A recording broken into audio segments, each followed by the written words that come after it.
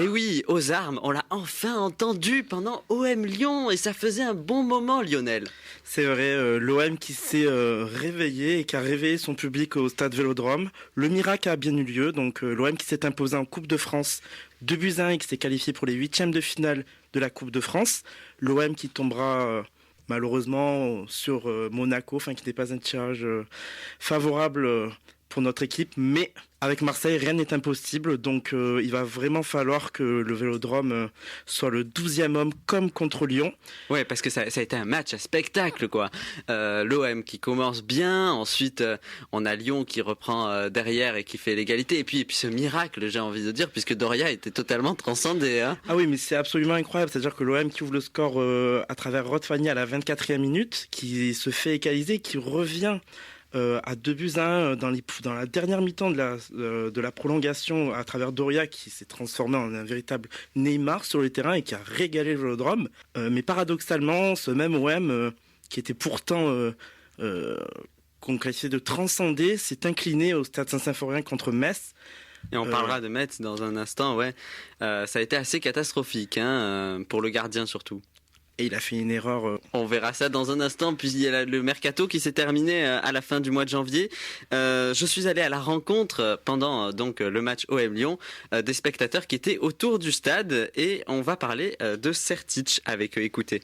Moi je pense qu'il faut lui laisser sa chance. Moi, comme je dis, tout joueur qui vient dans l'OM, qu'il soit parisien, lyonnais, stéphanois, faut pas les critiquer. On n'est pas là pour critiquer l'homme on s'en fout. Nous, ce qu'on veut, on veut des chiens sur le terrain, on veut vraiment des guerriers. Si sur le terrain, ça devient un très bon joueur, le stade sera le premier à se connaître son nom. Maintenant, c'est sûr que si, comme on connaît le stade Vélodrome, si demain le joueur il est pas bon en 2-3 matchs, il sera critiqué comme on l'a toujours fait. Ça fait 100 ans qu'on marche comme ça à l'OM et on ne changera pas. Vous savez, en 30 ans de stade, ça fait 30 ans que je vais au stade, j'en ai vu des bons joueurs passer, j'en ai vu se repartir en pleurant parce que quand ils n'étaient pas bons, il faut dire la vérité. Quand ils sont pas bons, voilà, tout simplement. Vous êtes d'accord ? Complètement, Othman ? Ah oui. Ah mais c'est ce qui fait de Marseille, Marseille c'est un club spécial, c'est-à-dire que quand on est un joueur marseillais, ouais. Tout dépend du score du dernier match et de la prestation donnée, c'est-à-dire que vous avez beau être Didier Drogba ou quelconque autre joueur, si vous avez fait une mauvaise prestation lors de votre dernier match, ne sortez pas de chez vous quoi, parce que c'est très compliqué. Et voilà, Sertic qui a fait une prestation mitigée justement à Metz. Le projet OM champion aussi avec les 3 autres recrues, j'ai envie de dire, plus importantes. Pareil, là aussi, je suis allé à la rencontre des supporters. Qu'est-ce que vous en pensez ? Patrice Evra, on a également Morgan Sanson et puis Dimitri Payet, c'est de bonnes recrues pour l'OM ?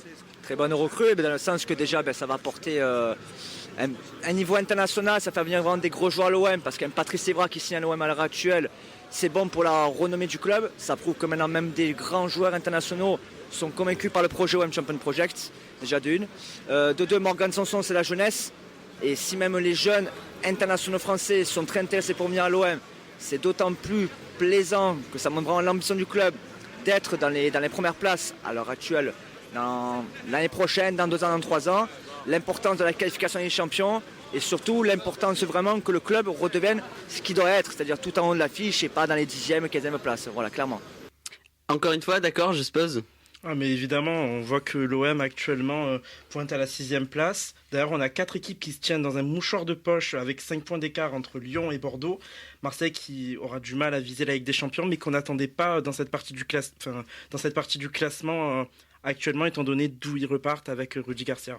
Et donc la déception face à Metz hier. Ah oui, la grosse déception face à Metz hier. Un OM qui a dominé, mais dominateur stérile. Et comme le dit l'adage, dominer n'est pas gagné. Marseille qui s'est fait surprendre à la 83e minute par Yann Joffre sur un malheureux coup franc et une erreur de notre gardien Pelé. L'OM, d'ailleurs, dans les prochaines journées, recevra Guingamp, ira à Nantes avant de recevoir Rennes et le fameux Classico, car l'Olympique de Marseille reçoit au stade Vélodrome le Paris Saint-Germain. Et tu y seras. Évidemment que j'y serai. Aucun Marseillais, c'est impossible d'être Marseillais de paillettes, quoi. Donc on suivra ça évidemment et je serai autour du stade pour l'ambiance. On verra la température là aussi comme pour OM Lyon. Très chaude. Hein. Un point vite fait sur l'autre match de Ligue 1 qui se joue actuellement, 90e minute. C'est pratiquement à la fin et Monaco qui écrase Nice 3-0. Qui reprend la tête de la Ligue 1 du coup.